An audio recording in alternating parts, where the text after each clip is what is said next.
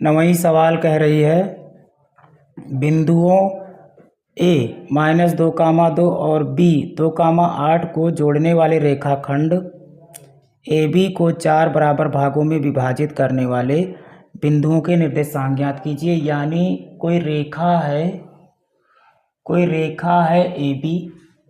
इस रेखा AB को 4 बराबर भागों में बांटने वाले जो बिंदु लेने पड़ेंगे हमें इस रेखा पर, उन बिंदुओं के निर्देशांक ज्ञात करने हैं। तो मान लीजिए एक बिंदु हमने ये ले लिया, दूसरा बिंदु हमने बच्चों ये ले लिया, और तीसरा बिंदु हमने ये ले लिया। हमसे कहा है बराबर भागों में बांटने के लिए। तो बराबर भागों में बांटने के लिए जो बिंदु हम लेंगे वो उसको समान दूरी में विभाजित करेंगे। तो ये जो हमारा यहाँ से यहाँ तक की दूरी बराबर होगी यहाँ से यहाँ तक की, और इसको हम मान लेते हैं P, इसको हम मान लेते हैं बच्चों Q, इसको हम मान लेते हैं R। तो चूंकि दूरियां समान होंगी, सभी दूरियां एक दूसरे के बराबर हैं, दिया है। तो अब हमें इनके निर्देशांक निकालने हैं। तो हम मान लेते हैं कि इसका निर्देशांक जो है वो x, y है, इसका निर्देशांक x डैश, y डैश है, और इसका निर्देशांक x double dash, y double dash है। तो ये सब हमें निकालने हैं, और बिंदु A और B के निर्देशांक हमें दिए हैं सवाल में।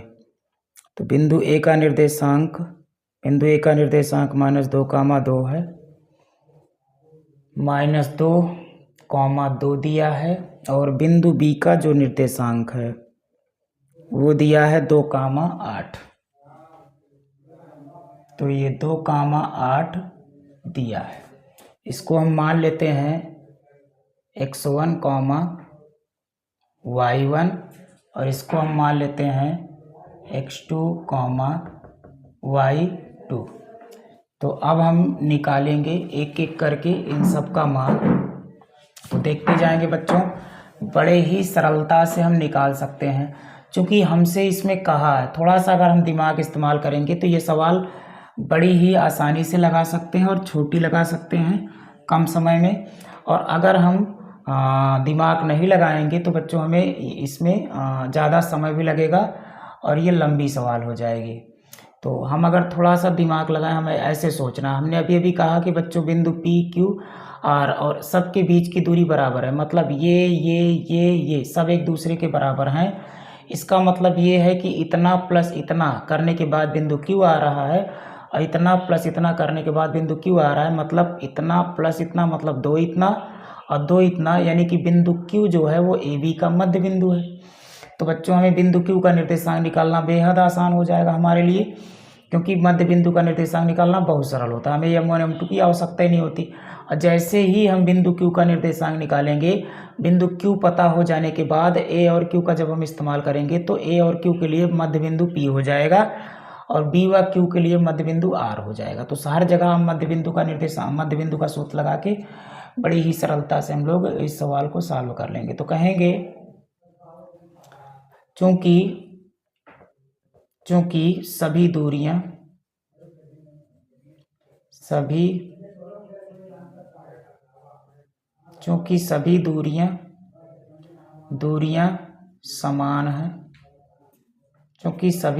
समान हैं,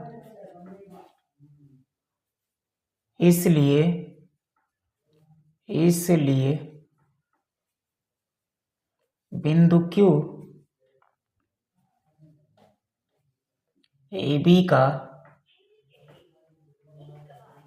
मध्य बिंदु होगा। अगर बिंदु Q मध्य बिंदु है तो मध्य बिंदु सूत्र से। तो बच्चों यहाँ पे हम बिंदु Q का निर्देशांक निकालेंगे, अर्थात x डैश, y डैश बराबर x1 प्लस x2 बटा 2, y1 प्लस y2 बटा 2, यानी Q x dash, y dash बराबर x1 कितना है बच्चों, तो -2 है। तो -2 प्लस x2 है हमारा +2 बटा में हो जाएगा 2 कॉमा y1 है 2 प्लस y2 है 8 बटा हो जाएगा 2। तो क्यू x डैश कामा y डैश बराबर 2 में से 2 गया 0 बटा 2 कामा 8 2 10 बटा 2 2 1 अन्नम 2 पंचे 10। तो ये हमारा हो जाएगा x डैश कामा y डैश बराबर 0.5 समथिंग 0 हो जाएगा और ये हो जाएगा 5। तो बच्चों बिंदु Q का निर्देशांक निकल चुका है। तो बिंदु Q का निर्देशांक है हमारा, बिंदु Q का निर्देशांक है 0,5 और यही हो जाएगा उत्तर इस सवाल का। अब हमें बिंदु B का निर्देशांक निकालना है। तो ये हमारा आ गया 0,5 0,5। तो हम यहाँ A बिंदु के निर्देशांक और Q बिंदु के निर्देशांक को इस्तेमाल करके बिंदु P का निर्देशांक निकाल लेंगे मध्य बिंदु सूत्र से। तो अब कहेंगे इसको हमने x1 y1 कहा है। अगर हमने इसको x1 y1 कहा है तो हम इसको x2 y2 कह देते हैं बच्चों, आपकी सहूलियत के लिए। अगर आपको आने लगी हैं चीज़ें तो ज़रूरी नहीं है कि आप हर जगह मानो x1 y1 x2 y2, आप बिना माने भी डायरेक्ट भी मान रख सकते हैं। तो अब हमें बिंदु P का निर्देशांक निकालना है। तो कहेंगे बिंदु P के निर्देशांक के लिए, बिंदु P के निर्देशांक के लिए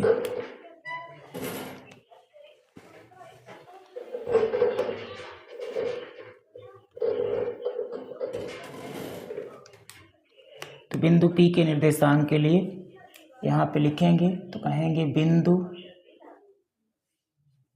बिंदु P के निर्देशांक,